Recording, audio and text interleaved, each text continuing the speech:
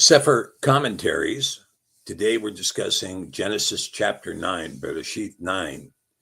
And Elohim blessed Noah and his sons and said to them, "Be fruitful and multiply and replenish the earth."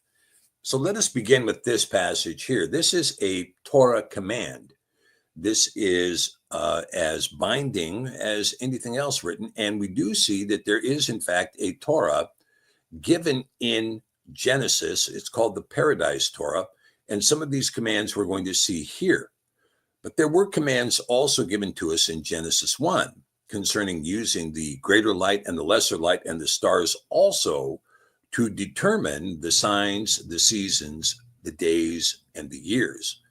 This is a command. And this does not mean use the sun only to create years, months, and days, but rather you're supposed to use both the sun, the moon, and the stars to reckon your signs, your seasons, and your days and your years. And just to make a kind of a point about that, when we talk about this, the signs are going to be primarily the signs given to us in the moon. And the reason for this is because the sun does not have a waxing and waning schedule like the moon does. The sun rises and sets. We might see a partial moon in the sunrise and a partial moon in the sunset, but when the sun is in the sky, it is always a full sun. This is not the case with the moon. The moon is a recurring cycle of signs in the moon. So the signs in the moon, the otiot, that are given in Genesis 1:14, give us an indication that the moon, you are to reconcile the moon's signs as part of your strategy for determining your calendar. And the seasons, of course, are moedim is the word that is used there. And this is not only the seasons of the year, as we discussed in our discussion on Genesis 8, where we talked about the seed time, which is Zarah. We talked about the harvest time, which is Katsir. And we talked about the Feast of the Ingathering, Asif. All of these are very important to Yah when you sow and when you harvest. And these seasons are accompanied with feast days that recognize these harvest times as an agricultural calendar that is predicated, of course, and begins with the barley being in Aviv, when the barley is ripened. The barley ripens annually around the vernal equinox. And in addition to that, there is a symbology in the heavens using the stars also to show that the barley is in Aviv when Spica, the planet in the left hand of the star in the planet of the left hand of Virgo, the constellation, appears above the event horizon, which it does following the vernal equinox, again showing the barley is in Aviv and reckoning the first month of the year using the sun for the equinox and the moon, the first moon associated with the equinox, the new moon, and also the stars. All three are used to give us the first month of the year, an agricultural month that then is going to be celebrated with an initial harvest, Katsir, and the Katsir is the initial harvest of the winter barley, which had been sown earlier. The winter barley would be harvested for the Feast of Katsir, which is a wave offering where you demonstrate that your barley was in fact successful, and you wave this to the priest on the day after the first Shabbat of the counting of the Omer, that first Shabbat being contained in the Feast of Matzah. So you begin in the 14th day, on the evening of the 14th day, recognizing the Pesach and the Passover. And all of the 14th day is a day of preparation when you enter into the high Shabbat of Matzah, the Chag, and which is a high Sabbath beginning on the evening of the 15th and continuing through the day of the 15th. And this continues for a 7-day period. Inside that 7 days, there will be a regular Shabbat, which is the 7th day, called the Shabbat or Shabbat, the 7th, and in plural, Shabbat. That 7th day on a continual reckoning would be the first Shabbat of the year as a formal count. Not the first Shabbat actually, because there have been 2 Shabbats before that, possibly 2, because Pesach falls on the 14th day of the month. But the counting of the Omer doesn't begin until you reach the Shabbat inside of Matzah. That's why it's formally called the first Shabbat. And so that Shabbat proceeds and is going to go for 7 weeks. And then the day after will be what's called Pentecost or Shavuot. We're in the middle of the counting of that Omer right now as I speak. But we can see that Katsir is the wave offering the day after that Shabbat.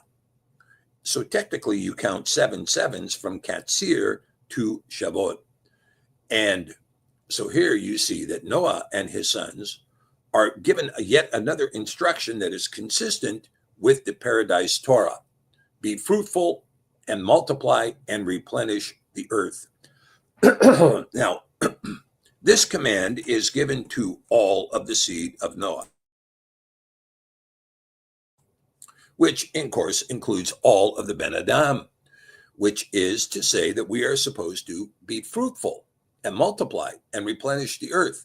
Those who do not wish to be fruitful and do not wish to multiply, well, let them restrict themselves as they will.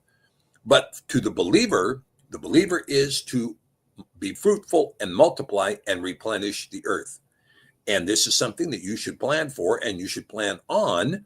And this means that you have to strategize as to how you're going to afford to pay for children. Okay, verse 2, and the fear of you and the dread of you shall be upon every beast of the earth and upon every fowl of the air and upon all that moves upon the earth and upon all the fish of the sea.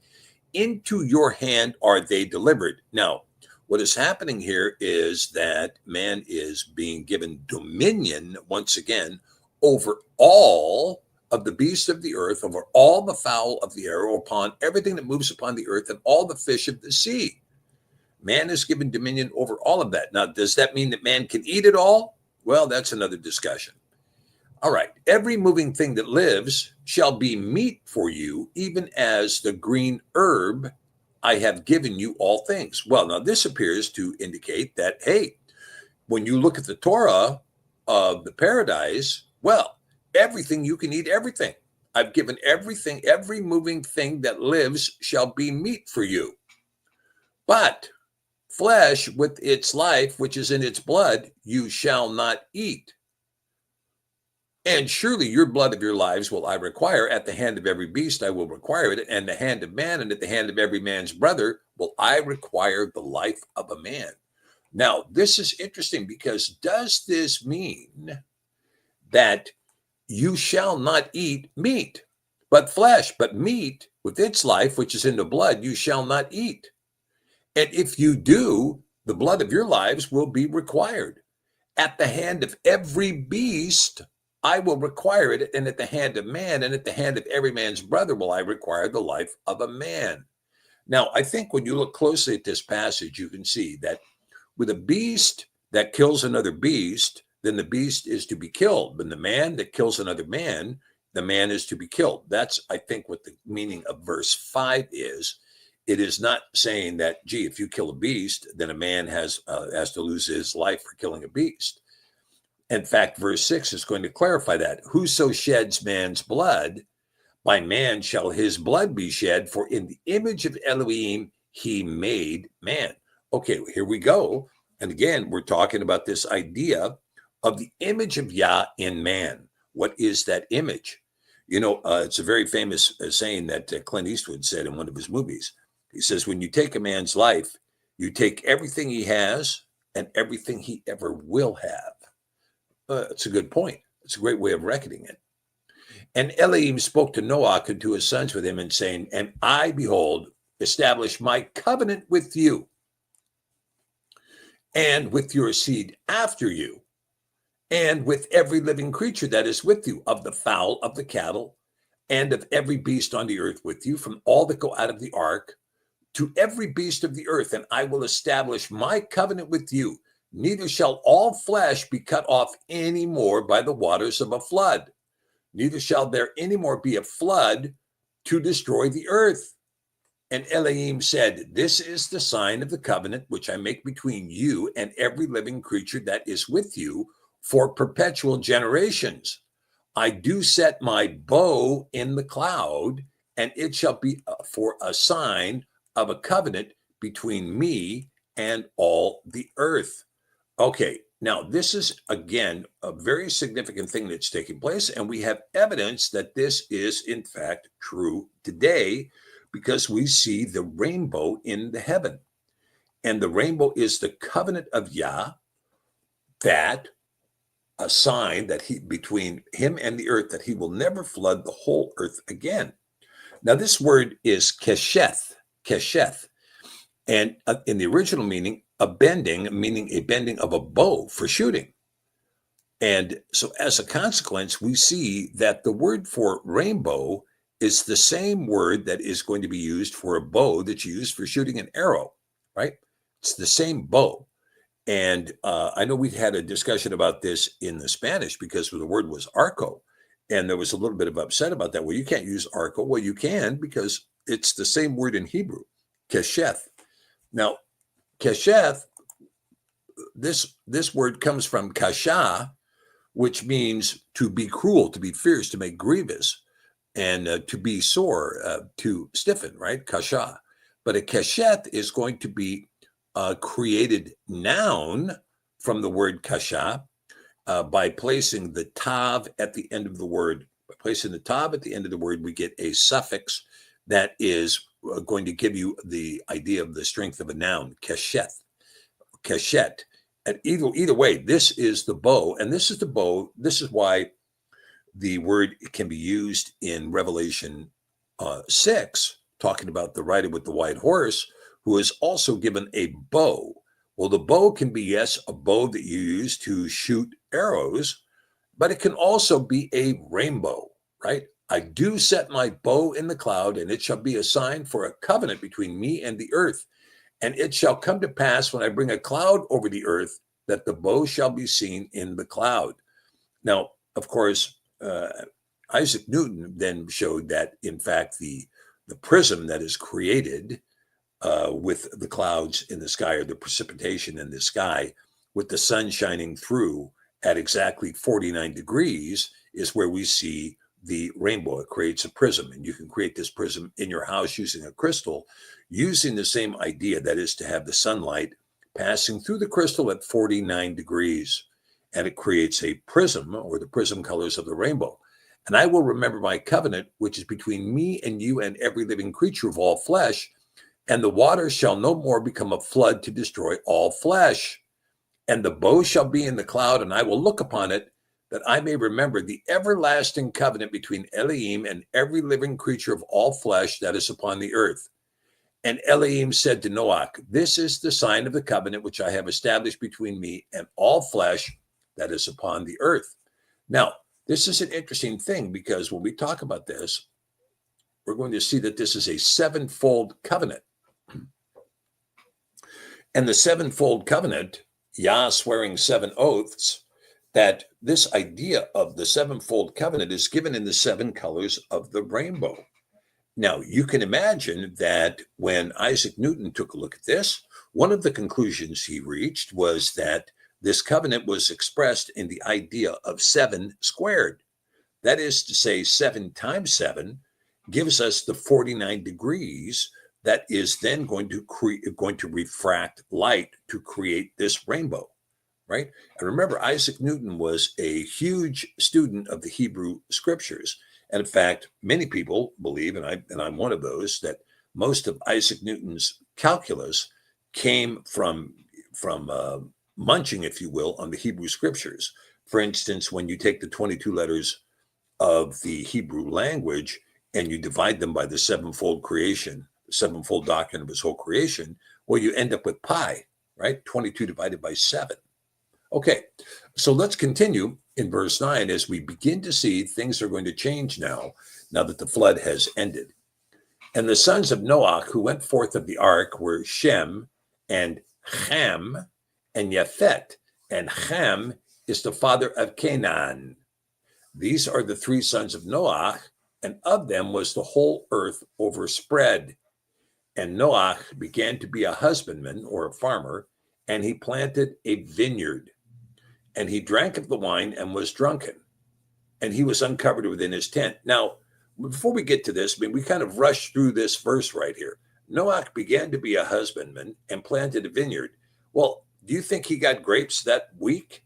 No, he didn't. It was probably 3 years before he got grapes that were sufficient enough for him to make wine. And then it took another year before he would have wine.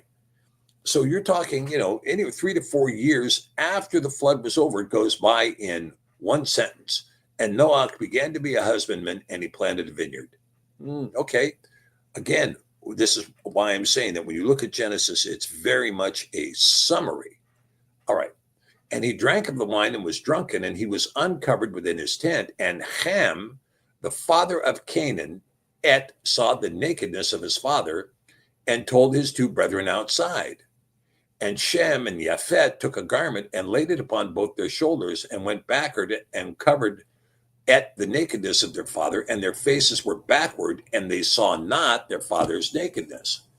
And Noach awoke from his wine and knew what his younger son had done to him. And he said, "Cursed is Canaan, a servant of servants shall he be to his brethren." All right. Now, this is a much more difficult proposition than what is set forth in this description. You might find it highly irrational that because Ham looked in the tent and saw Noah naked, that all of a sudden Canaan is going to be cursed. But there's much more involved in that. And I think part of the involvement that is involved in this has to do with the discussion of saw the nakedness of his father. This passage, let me see if we can dial that up in the Ivrit, and let's see what we find in here, because in the Ivrit, when you're talking about saw, saw is ra'ah. Literally, it means to abdize, appear, to approve, to behold, to discern, to have experience, to gaze, to be near, to perceive, to regard. So this could be more than just ra'ah is the word ra'ah.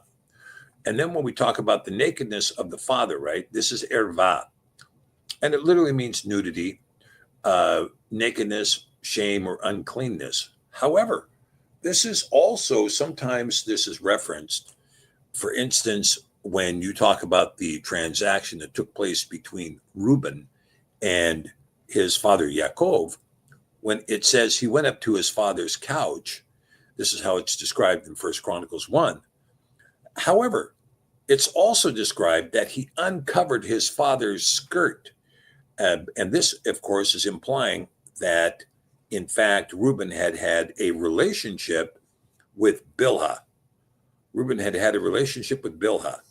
And as a result of this relationship with Bilhah, he lost his right as the primogenitor. It was a transgression that caused him to lose the right of the progenitor, which then went to Joseph, 1 Chronicles 5:1. So you can see that when you're talking about uncovered, he saw the nakedness of his father. This could be a way that the passage is describing in very subtle terms that, in fact, it wasn't Canaan, but rather, or it was Canaan and not Ham, who had uncovered the nakedness of his father Abraham. And this could be describing Canaan having a relationship with Noach's wife, who in Jubilees is described as Imzara, meaning the mother of your seed, but whose name is described elsewhere as Naamah, and Naamah being the last descendant of Cain, the firstborn son of Adam and Hua. So when we talk about this, we talked about Lamech before, and let's deal with this issue a little bit more here. Lamech was the seventh from Cain. He was the seventh generation from Cain. His sister was Naamah. And there was an eighth generation, which was Tubal-Cain. And Tubal-Cain, according to the discussion in the book of Yashar, Tubal-Cain advised Lamech to unleash an arrow in order to kill a deer that Tubal-Cain had spotted. And Lamech did unleash the arrow. And unfortunately, it wasn't a deer, it was Cain, and he killed Cain, his great-grandfather. And he was so angry, he beat Tubal-Cain to death. And so the passage is given, I believe it's in Genesis 6, telling that he killed a man to his hurt and, and slayed another. Well, you get one cryptic phrase in Genesis that tells us nothing, but Jasher tells us the rest of the story that took place and how this would terminate the sevenfold protection on Cain. When we see the sevenfold protection on Cain, this is a protection for 7 generations. The 8th generation, Tubal Cain, is going to be the one who's going to put the end to the cover, the end to the protection of the mark of Cain itself, and Tubal Cain would be destroyed. But what of Naamah? Well, Naamah is then going to enter onto the ark with Noah. And where we see the genetic trigger is right here. Because what takes place is that Naamah was probably carrying Nephilim seed, because the children of Cain did not have any restrictions on them prior to the flood. The children of Cain were, those women, many of those women were those who had transgressed with the Watchers. So again, the Watchers were in the 7th generation. And so the Watchers being in the 7th generation, we see the 7th generation of Cain being contemporaneous with the 10th generation from Adam. In other words, Noah is of the 10th generation, but Naamah and Lamech are of the 7th generation of Cain. So in this, we see that in this generation, the chances are that Naamah was carrying with her latent Nephilim seed.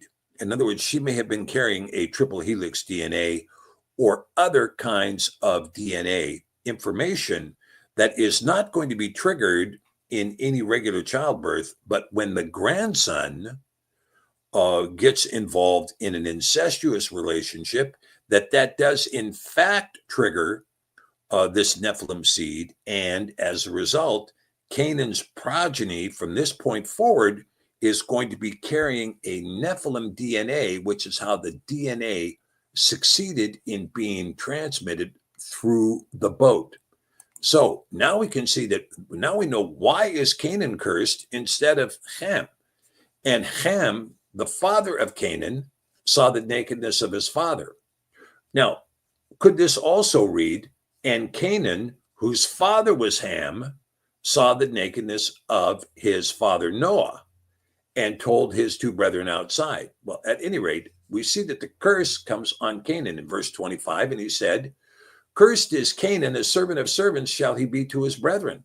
And he said, "Blessed is Yahweh Elai of Shem, and Canaan shall be his servant." Now, this is going to, of course, become much more large when we see Canaan transgressing after the land grant, and Abraham going in as a stranger into a strange land, and he goes into the land of Canaan. And it is in the land of Canaan that the promised land is given, and it is in the land of Canaan that the house of Yasharel is going to occupy. Elohim shall enlarge Japhet, and he shall dwell in the tents of Shem, and Canaan shall be his servant. Okay, and Noach lived after the flood for 350 years, and all the days of Noach were 950 years, and he died. Again, he dies 1 year or years short of 1,000 years. Okay, all right. So with that, we can see now that we have this idea that there's going to be basically 3 intense lineages. But remember that there is mtDNA from 4 women. And I think what we're seeing here is this, is that, yes, you have the mtDNA from the wife of Japhet, the wife of Ham, and the wife of Shem. Each of those women have their own mtDNA. And it's very likely that those 3 women had mtDNA that was consistent with the Ben Adam. That is to say, it was not a polluted or corrupted DNA, which was why they were on the vessel. But with Noah coming on with Naamah, Naamah may have carried with her corrupted DNA, which was not carried through in the blessing of Shem and Japhet and Ham, but rather does not take new life except through the transgression of Canaan in this passage. And the transition of Canaan in this passage may have been what is then going to bring forward Nephilim. Now, remember, in Genesis 6:4, it tells us there were Nephilim in the earth in those days and afterward. And afterward. And so I think the best way to understand this transmission is to recognize that we're talking about a genetic disposition. We're talking about specific genes coming through the flood through some kind of a latent holding. And this latent holding not being found in the Ham, not being found in Yafet, not being found in Shem, but only is being carried in Naamah. And Naamah, there's even discussion that Naamah may not have been the mother of the boys, but rather the wife that came on board with Noah and not the mother. And so her latency, her DNA carrying the Nephilim seed would not have been seen at all. In other words, Noah would not have fathered another child with Naamah after the flood. It wouldn't have happened. But the transgression is great because Canaan was able to father children after that through Naamah. And again, these children are not given to us in a list, but we see that there's going to be children of Canaan, and these children of Canaan are going to be carried through with a Nephilim seed from which many of the giants are going to proceed after this. And we're going to see this even when we get into the book of Numbers, where we deal with the sons of Anak, not Enoch, but the sons of Anak. Okay, and so this gives us a very detailed and difficult history of this issue with Noah and his sons. Now, one thing I want to mention here, too, when we talk about finishing up Genesis 9, is that Genesis 9 now is going to essentially wrap up the creation narrative, because at this point, we have gotten to the end of the flood, and Genesis 10 is going to begin with, these are the generations of the sons of Noah. So we're going to begin into what's called the Toldot section of Scripture. And the Toldot section of Scripture is going to be distinguishable from the creation narrative.